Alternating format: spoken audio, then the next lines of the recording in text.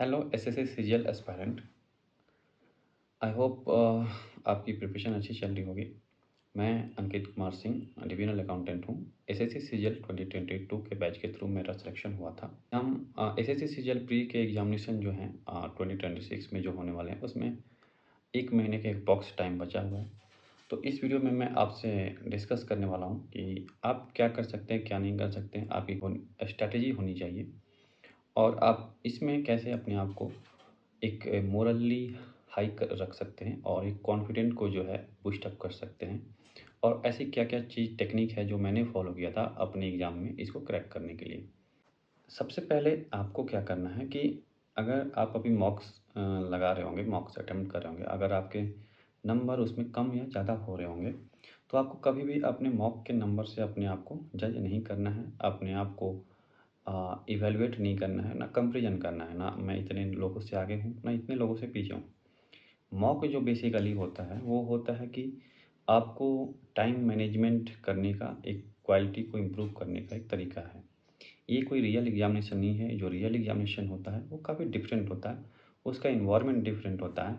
जो मॉक होता है, ये काफ़ी फ्रेंडली एनवायरनमेंट में आप इसको अटेम्प्ट करते हैं और इसमें जो कुछ-कुछ डेटा होते हैं, वो भी शायद अ, वैलिड नहीं होते हैं। तो आप कभी भी पहली चीज़ कि मॉक से अपने आप को इवैल्यूएट ना करें। दूसरी चीज़ कि मॉक ज़्यादा मारना मतलब आप जैसे मल्टीपल मॉक्स एक दिन में मारते हैं, 1 से 2-3 मॉक्स एक दिन में लगाते हैं, डेली मॉक्स लगाते हैं, फिर भी आपके मार्क्स इम्प्रूव नहीं हो रहे हैं। मॉक्स कभी ये गारंटी नहीं देता कि आपके मार्क्स इम्प्रूव होंगे, ये टाइम मैनेजमेंट के लिए होता है बेसिकली जैसे मैंने अभी बताया। आपको क्या करना है अगर मॉक्स में नंबर नहीं आ रहे हैं तो आपको फिर मॉक्स को रोक देना है। आप फिर सेक्शनल मॉक्स लगाते हैं जिसमें आपको नंबर कम आ रहा है, वो लगा सकते हैं। फिर आपको करना है रिवीजन। आप जितना ज़्यादा रिवीजन करेंगे, उतना ज़्यादा आपके लिए बेनिफिशियल होगा।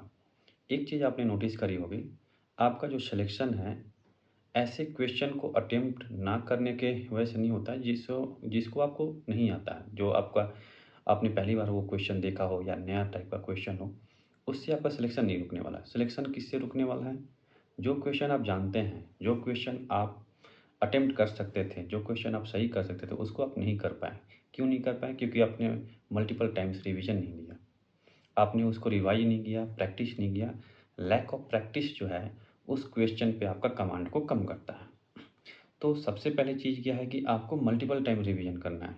आपने ये ज़रूर नोटिस किया होगा कि आप अपने मार्क्स से इसलिए सैटिस्फाई नहीं होते हैं क्योंकि आपको लगता है कि ये क्वेश्चन मुझे आ रहा था, मैं लेकिन भूल गया उस टाइम या मुझसे हो नहीं पाया क्योंकि आपने उस क्वेश्चन को इतना प्रैक्टिस नहीं किया था। रादर देन आप नए-नए चीज़ को सीखने में ज़्यादा लगे थे। आपके पास जो चीज़ है, उसको होल्ड करना सीखिए, पहली चीज़। बाद में नई चीज़ को सीखिए। जो आपके पास है, वो आपके बाहर नहीं जानी चाहिए।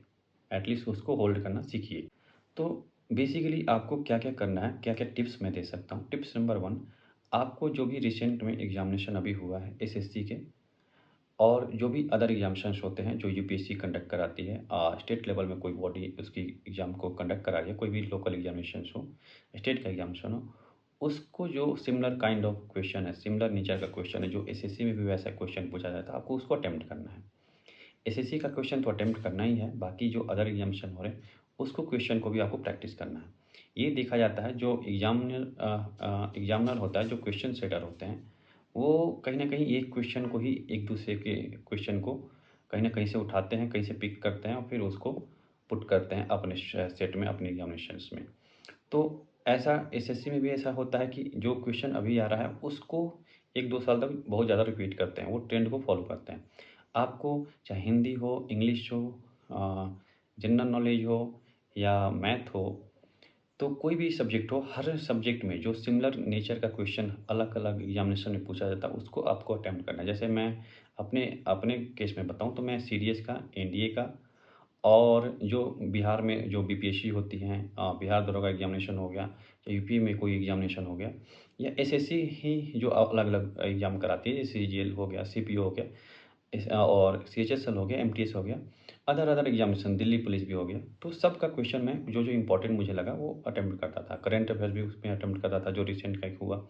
इससे आपको क्या होगा कि आप कुछ नए-नए की चीज़ को सीखेंगे और इससे ये चीज़ होगा कि जो क्वेश्चन मोस्ट एक्सपेक्टेड है, जो ज़्यादा आने की संभावना है, वो आपको वहाँ क्वेश्चन शायद देखने को मिल सकती है। ऐसे आपको रिवीजन भी हो रहा है। आपको रिवीजन ज़्यादा से ज़्यादा करना है और कम से कम मॉक लगाना है अगर आपका मॉक में नंबर कम आ रहा है तो। अगर आपका मॉक में नंबर कम आ रहा है तो आप कहीं न कहीं मोरली डाउन हो जाएँगे। तो आपको मोरल को बूस्ट रखने के लिए आपको सबसे पहले प्रैक्टिस ज़्यादा करनी है। प्रैक्टिस मैथ में हो अदर सब्जेक्ट में हो, सब में प्रैक्टिस अच्छी करनी है। मॉक सिर्फ़ मैंने जैसे बताया, वो सिर्फ़ टाइम मैनेजमेंट का एक तरीका है, आपके मार्क्स इम्प्रूव करने का कोई तरीका नहीं है। हो सकता है आप मेरे तो मॉक्स में बहुत कम नंबर आते थे एग्ज़ामिनेशन के टाइम पे जब मैं करता था, लेकिन रियल एग्ज़ामिनेशन में मेरे अच्छे मार्क्स आए थे। तो ये अलग-अलग चीज़ें हो सकती हैं, वेरियस फैक्टर हो सकते हैं, तो इसलिए आपको ये सब चीज़ें को अवॉइड करना है। एक चीज़ और, अगर आपको सीजीएल क्रैक करना है तो आपके दिमाग में मेंस को टारगेट लेके चलना होगा। प्री क्या कि क्योंकि ये क्वालीफाइंग है, तो क्वालीफाइंग में जस्ट इसको आपको क्वालीफाई करना है। मेन जो आपका मेरिट जिस पे बन रहा है, वो है आपका मेंस। तो प्री और मेंस मुझे जहाँ तक लगता है इसमें कोई ज़्यादा डिफरेंस है नहीं। ये जस्ट एक एलिमिनेशन का एक एक प्रोसेस है कि इतने बच्चों को एलिमिनेट करना है फर्स्ट स्टेज में। सेकंड स्टेज में जो फाइनल स्टेज भी है, उसमें इतने बच्चे कम से कम बचे रहें ताकि उनमें से क्वालिटी कैंडिडेट को सिलेक्ट कर सकें। तो आपको मेंस को टारगेट लेके चलना है। आपका जैसे होता क्या है कि प्री अगर आप फेल हो गए तो आप कहीं न कहीं एक लूप से बाहर हो जाते हैं। तो जैसे आप ना प्री अगर फेल हो गए तो आपको 1 साल बाद फिर अटेम्प्ट करने का मौका मिलेगा। तो 1 साल तक कहीं न कहीं आप डिमोटिवेट रहेंगे। अगर आपका प्री होता है तो कम से कम आप उस फ्लो में बने रहेंगे, आपका प्रिपरेशन एक कंटिन्यू रहेगा, उस फ्लो में बना रहेगा। तो आप उस चीज़ को ज़्यादा एक टैक्टफुली और प्रोफिशिएंटली कर सकते हैं उस चीज़ को। तो ये एक चीज़ आप ध्यान में रखें कि प्री को कॉन्फिडेंस में लेना ही है लेना है। आपको प्री को किसी हाल में क्रैक करना है। प्री में कभी इसमें चूकना नहीं है कभी। अगर आप रियल एस्पायरेंट हैं तो प्री में फेल होना आपके लिए काफ़ी ज़्यादा डिमोटिवेटिंग चीज़ हो सकती है। किसी तरह का कोई हेल्प, सजेशन चाहिए आप मुझे डीएम कर सकते हैं। इंस्टाग्राम का जो आईडी है मैंने यहाँ मेंशन कर दिया है और ज़्यादा से ज़्यादा इस वीडियो को शेयर करें। Thank you. Thanks for watching.